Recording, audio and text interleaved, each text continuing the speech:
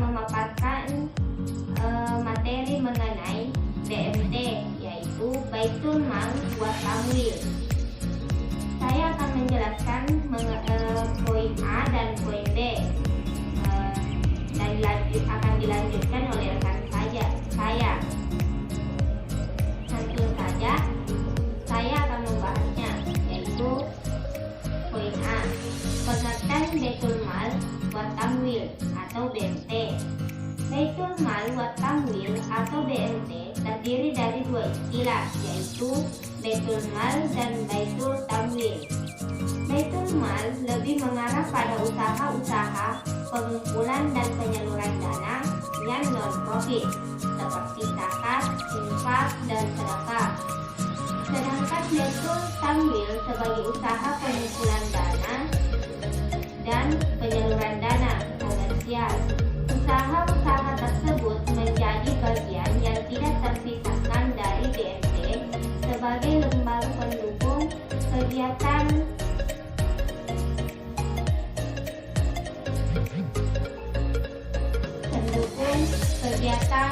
ekonomi masyarakat kecil dengan berlandaskan syariah.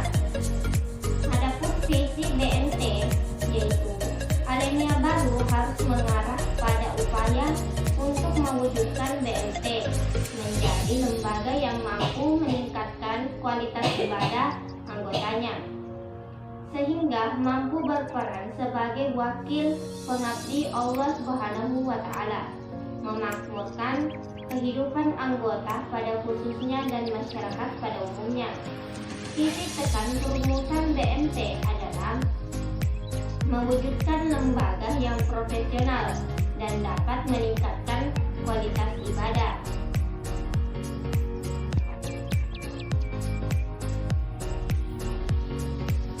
Selanjutnya, misi BMT adalah membangun dan mengembangkan tatanan perekonomian dan struktur masyarakat madani yang adil, bermakmuran, berkemajuan, berlandaskan syariah dan ridho Allah Subhanahu wa Ta'ala.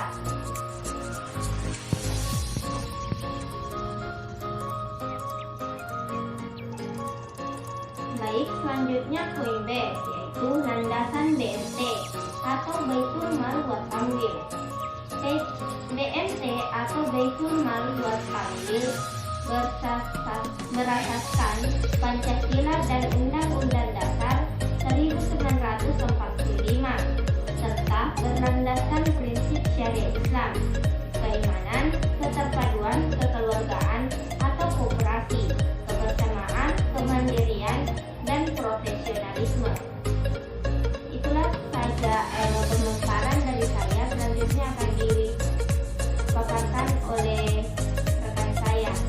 Terima kasih. Baik, assalamualaikum warahmatullahi wabarakatuh. Nah, di sini saya akan melanjutkan materi yang telah disampaikan oleh teman kelompok saya, yaitu Rika Rafika. Nah, di sini saya akan menjelaskan 3 materi, yaitu ada sejarah berdirinya BMT atau Baitul Mal wa Tamwil, dan yang kedua yaitu ada produk-produk yang terdapat dalam BMT. Yang ketiga yaitu fungsi BMT itu sendiri. Nah, yang pertama saya akan menjelaskan sejarah berdirinya BMT. Nah, istilah Baitul Mal telah ada dan tumbuh sejak zaman Rasulullah Shallallahu Alaihi Wasallam, meskipun saat itu belum terbentuk suatu lembaga yang permanen dan terpisah. Kelembagaan Baitul Mal secara mandiri sebagai lembaga ekonomi berdiri pada masa Khalifah Umar bin Khattab atas usulan seorang ahli fikih bernama Walid bin Hisham. Nah, sejak masa tersebut dan masa kejayaan Islam selanjutnya atau dinasti Abbasiyah dan Umayyah, Baitul Mal telah menjadi institusi yang cukup vital bagi kehidupan negara. Baitul Mal itu sendiri yang dalam istilah modern adalah bank Islam, memiliki akar yang kuat dan pemikiran para pemimpin gerakan Islam sejak tahun 1940-an yang mengibarkan bendera di dakwah sampai tumbuhnya rivalisme Islam. Nah, yang kedua yaitu saya akan menjelaskan sedikit produk-produk yang terdapat dalam Baitul Mal itu sendiri. Nah, yang pertama ada Giro Wadiyah. Nah, Giro Wadiyah adalah produk simpanan yang bisa ditarik kapan saja. Dana nasabah dititipkan di bank dan boleh dikelola. Setiap saat nasabah berhak mengambilnya dan berhak mendapatkan bonus dari keuntungan pemanfaatan dana giro oleh BMT. Nah, yang kedua yaitu ada tabungan mudharabah. Dana yang disimpan nasabah dan dikelola BMT untuk memperoleh keuntungan. Keuntungan akan diberikan kepada nasabah berdasarkan kesepakatan nasabah. Nah, yang ketiga yaitu ada deposito mudharabah. BMT bebas melakukan berbagai usaha yang tidak bertentangan dengan syariah dan mengembangkannya. BMT bebas mengelola dana atau mudharabah mutlaqah. BMT berfungsi sebagai mudharabah, sedangkan nasabah juga sebagai sahibul mual. Dan yang materi ketiga yaitu ada fungsi BMT itu sendiri.